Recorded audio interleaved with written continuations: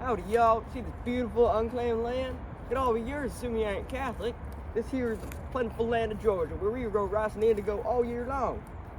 A mild climate is perfect for growing all our crops, even when the snow in them upper colonies is falling. Breaking news. Our founder, James Oglethorpe, has returned to England following his deteriorating condition in the colonies. This movement has led to one of the most momentous and impactful changes in Georgia's 19-year history. The outlaw on slavery has been revoked. It will be officially revoked in January of 1751. It appears that the trustees who run us from England do not seem to care if we expand our plantations with slaves anymore.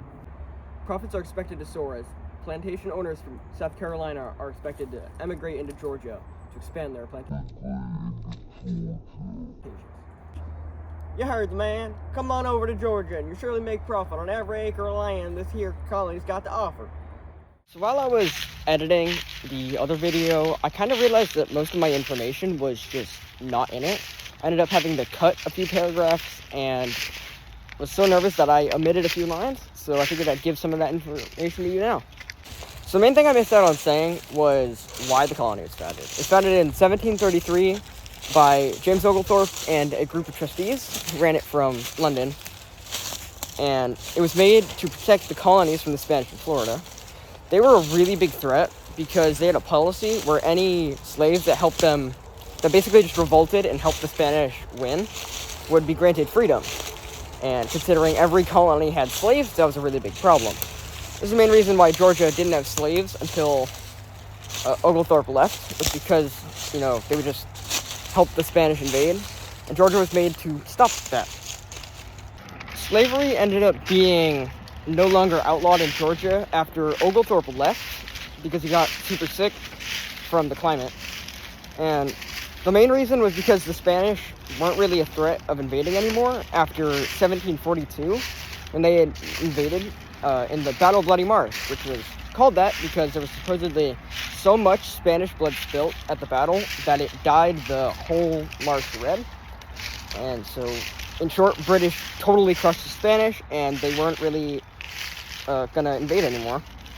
The main thing that the slavery outlaws revoking ended up doing was allowing plantations in Georgia. Plantations weren't really something that could be made because there just wasn't enough people that wanted to work on them. But once slavery was allowed, South Carolinian plantation owners ended up just expanding into Georgia's soil, which was fertile. They just weren't really doing much with it because they couldn't have slaves.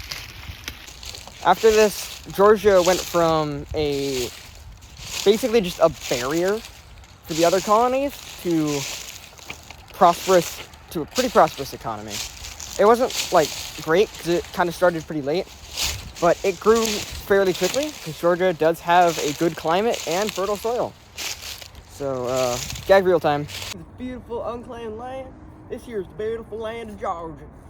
I forgot my lines again. Here's the beautiful land of Georgia, where this here's the plentiful land of Georgia. And I forgot my lines again. Breaking news. Our founder, James Oglethorpe, has returned to England following his deteriorating condition in the colonies. This movement has resulted in one of the most momentous and impactful changes in Georgia history. Deteriorating condition in the colonies. This movement has resulted in one of the most impactful and momentous changes in... So, the colony was... Wow, already missed. Win battles. And... Oh wow, I didn't actually explain anything.